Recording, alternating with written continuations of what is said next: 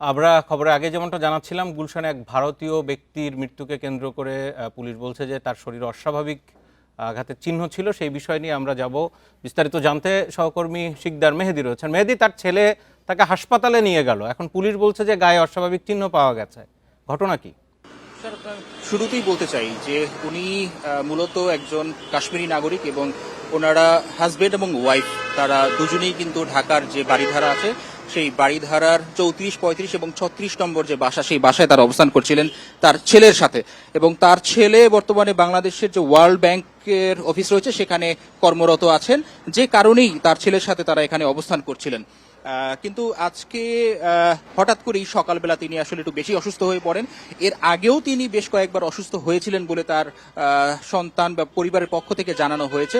কিন্তু তার শরীরে পাওয়া যে দাগগুলো বা চিহ্নগুলো আছে সেগুলো একটু অস্বাভাবিক চিহ্ন থাকার কারণে মূলত এই চিহ্নগুলোকে আসলে একটি সন্দেহের প্রবণতা তৈরি করে।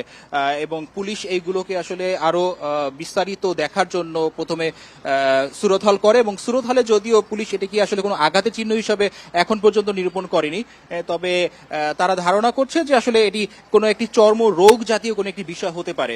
কিন্তু প্রাথমিকভাবে যখন দেখা হচ্ছিল এটি একটু অস্বাভাবিক ভাবে দেখার কারণেই মূলত পুলিশের এই সন্দেহটি হয়, এবং পুলিশ বর্তমানে এটি ময়নাতদন্তের জন্য মরদেহটি ঢাকা মেডিকেল কলেজ হাসপাতালে পাঠিয়েছে। এবং আমরা কথা বলেছি উপপুলিশ কমিশনারের সাথে, তিনিও আমাদেরকে বলেছেন যে আসলে এই বিষয়ে এখন পর্যন্ত আগে কিংবা কাশ্মীরি যে কমিউনিটি বাংলাদেশে আছে, অর্থাৎ যারা বাড়িধারাতে অবস্থান করছেন, তাদের পক্ষ থেকেও কিন্তু বলা হয়েছে যে কোনো ধরনের কোনো অভিযোগ বা তার অস্বাভাবিক চলাফেরা এরকম কোনো মুভমেন্টের আগে আসলে পাওয়া যায়নি। তো সেক্ষেত্রে আসলে এটি একটি অসুস্থতাই এই মুহূর্তে আমরা বলতে পারছি। এবং পুলিশের প্রাথমিক যে প্রতিবেদন, অর্থাৎ সুরতহাল প্রতিবেদনেও কিন্তু সেটাই উঠে এসেছে। উনি 67 বছর বয়সী উনি একজন মহিলা, যিনি কিনা তার সন্তানের সাথেই, যেহেতু মানে এখানে অস্বাভাবিকতা বলতে তেমন কিছু নেই, পুলিশ বলছে যে এটি আসলে তারা সুরত হালে ওইভাবে দেখছেন। এবং ডাক্তারদের দিক থেকে কি কোনো কিছু ধারণা করা হয়েছে?